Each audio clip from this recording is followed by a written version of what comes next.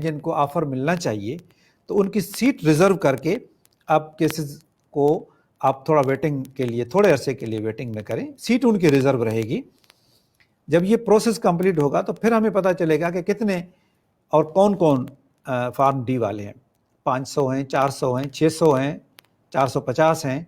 ان کی ایک لسٹ بنا کے، کیونکہ ہم پالیسی کے باہر کوئی بھی فیصلہ سیکریٹری نہیں کر سکتا،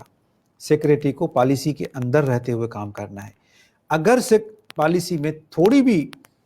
کوئی تبدیلی کروانی ہے تو اگین ہمیں کابینہ میں جانا پڑے گا، اور کیبنٹ از سو کائنڈ کہ اگر ان کو ہم کوئی اچھی جائز بات بتائیں گے تو وہ مان لیں گے۔ وہ پھر ہو سکتا ہے کہ ہم پوری کی پوری لسٹ بنا کے کہ یہ 450 لوگ ہیں، ان کو پاس فارم ڈی نہیں تھا اور ان سے یہ مسٹیک، ہیومن مسٹیک ہوئی ہے اور یہ آ بھی رہے ہیں اس میں، تو ان کی اجازت دی جائے، اور مجھے امید ہے کہ کابینہ اجازت دے دے گی۔ تو اسی لیے فارم ڈی کا جن کا مسئلہ ہے ان کو پریشان ہونے کی ضرورت نہیں ہے۔ ہاں،